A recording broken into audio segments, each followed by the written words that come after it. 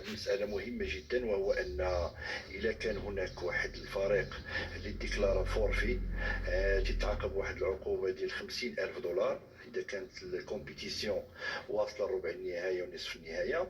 وتيجي المادة 10 وتتقول لك بأنه تتضاف لها واحد العقوبة أخرى، وهي الحرمان والمنع من مشاركة في منافستين التاليتين لهذا التاليتين لهذه العقوبة. نعم. فبالتالي أن المادة 8 والمادة 10 أو الفقرة 8 والفقرة 10 تتأكد على العقوبة ديال المنع من مشاركتين متتاليتين في هذه المنافسة ديال كأس الكاف. نعم.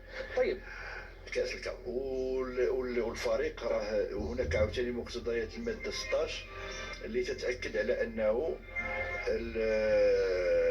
هذا الفريق يعتبر إليمينيتي، تقسم المسابقة.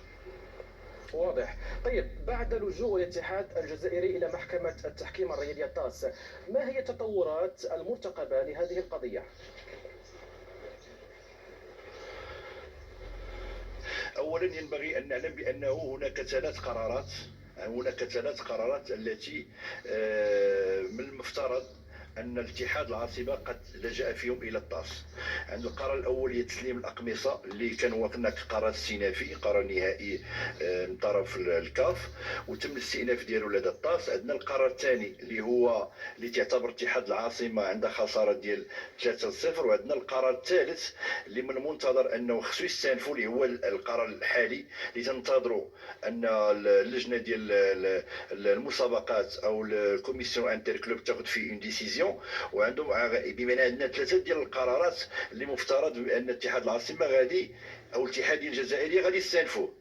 ولكن كاين هناك واحد الاجراء تحفظي اللي ممكن، واللي سمعنا بانه من المحتمل يكونوا داروه، وسمعنا بانه راه ما تقبلش لهم، وهو اعمال مقتضيات الماده ار 37 اللي تتعطي الحق اللي تتقدم بالطعن باش يطلب اجراءات تحفظيه او اجراءات استعجاليه استثنائيه.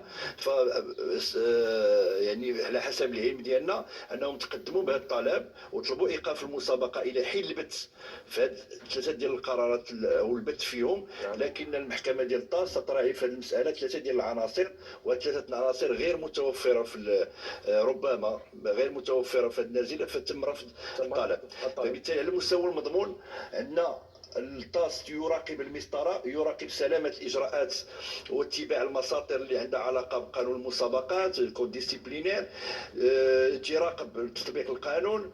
عاد فاش يدوز الموضوع ديال الحديث على القميص او الحديث على الخريطه، اللي هي مساله محسومه استنادا للتعريف اللي تتعطيه الفيفا في لو كود ولو ريغلومون ديال لي ديزيكيبمون دو لا فيفا، اللي تقول لك بان العالم لو درابو ممكن انه يكون على بشكل اوفيسيال اللي معترف به من طرف الدوله. نعم. اللي مشاركه ولا اسوسياسيون اللي تكون افيلي، ولا تيكون بشكل يعني يتناسب مع يعني بشكل زخرف او شي حاجه اللي تتحيل على وتنعرفوا بان نهضه بركان راه ماشي خريطه، راه حواطها عالم مجسد في شكل خريطه. اذا الامر وهذا هو اللي تنطبق على التعريف اللي عطيه الفيفا ما دام ان الاتحاد او الكونفدراليه الافريقيه لكره القدم يعني صادقت واعتمدت قميص نهضه بركان قبل انطلاق المنافسه. الاستاذ عصام الابراهيمي رئيس المركز المتوسط للدراسات والبحوث في القانون الرياضي،